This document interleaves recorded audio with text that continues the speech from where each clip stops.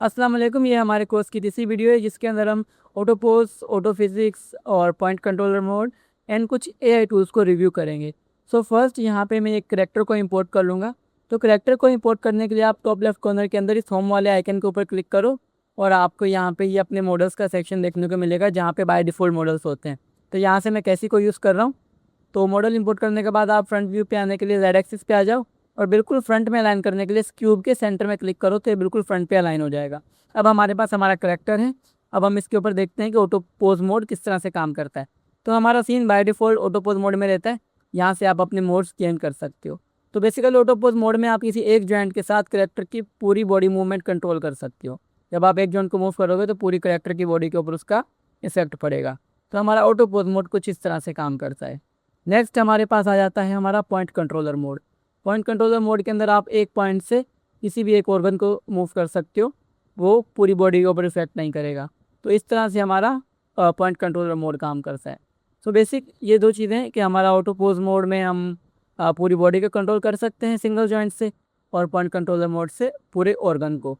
उसके अलावा हमारे पास यहाँ पे बॉक्स कंट्रोलर मोड आ जाता है, और यहाँ पे जॉइंट कंट्रोलर मोड, और ये मैश मोड है जहाँ पे हम अपनी मैश को सिलेक्ट कर सकते हैं। और यहाँ पे हमारे पास है रिगिंग व्यू मोड। तो ये अलग अलग हमारे पास मोड्स हैं। और ये फर्स्ट पे हमारा व्यू मोड जिसके अंदर हमारा जो करैक्टर है बिना बोन्स के दिखता है, तो हम उसको एनिमेशन करने के बाद देख सकते हैं विदाउट बोन्स। तो अब हम यहाँ पे आ जाते हैं, अल्दो करते हैं हमारे बाय डिफ़ॉल्ट पोज के ऊपर। यहाँ पर मैं अभी ऑटो फिजिक्स टूल को यूज़ करूँगा। तो ऑटो फिजिक्स के लिए पॉइंट कंट्रोलर मोड में आ जाऊँगा मैं, और यहाँ पे मैं 3 पोज ऐड कर लेता हूँ। फ्रेम 10 के ऊपर एक की फ्रेम लगाऊंगा और फ्रेम 20 के ऊपर टाइमलाइन को सेट कर लेता हूँ। फ्रेम 10 के ऊपर जाके मैं बॉक्स सिलेक्टेड मोड से सभी पॉइंट्स को सिलेक्ट करके इसको ऊपर की तरफ ड्रैग कर लेता हूँ। मैं इनके ऊपर ब्लैक सेलेक्टर मोड लेके आऊँगा और यहाँ पर बेजिक क्लेम लगा देता हूँ। अब आप देखो तो मेरे पास ये इस तरह का एनिमेशन है। तो बेसिकली एक जंप एनिमेशन है। सो अभी जब हम इसके ऊपर अपना फिजिक असिस्टेंट ऑन करेंगे इस वाले आइकन के ऊपर क्लिक करके, तो आप चेक कर सकते हो उसके ऊपर प्रॉपर जंप बना हुआ है। तो ये हमारा फिजिक असिस्टेंट यानी ऑटो फिजिक्स इस तरह से काम करता है। अब हम इसकी थोड़ी बहुत सेटिंग्स को चेंज कर सकते हैं।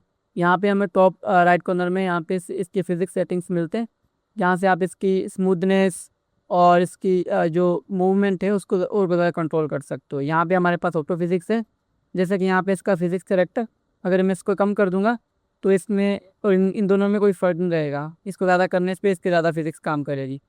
तो उसके बाद हमारे पास आ जाता है स्मूथ रोटेशन, जिससे हमारी इसकी स्मूथ रोटेशन हो जाती है।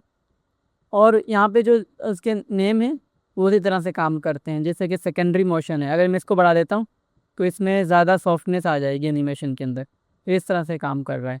अभी हम दोनों के एनिमेशन को अगर मर्ज करना चाहते हैं, यानी जो हमारा फिजिक असिस्टेंस है उसके एनिमेशन को मैं चाहता हूँ कि अपने मेन वाले कैरेक्टर के ऊपर लेके आ जाऊँ।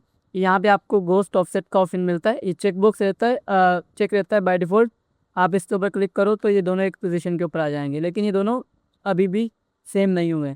सेम करने के लिए आप स्नैप टू फिजिक्स के ऊपर क्लिक कर दो और इसको परमिशन दे दो। अब अगर आप चेक करो तो अभी भी थोड़ा बहुत डिफरेंस आ रहा है, बिकॉज यहाँ पे जो पिन पॉइंट है इसको ऑन करना है एंड उसके बाद आप स्नैप टू फिजिक्स करोगे, दोनों का एनिमेशन सेम हो जाएगा।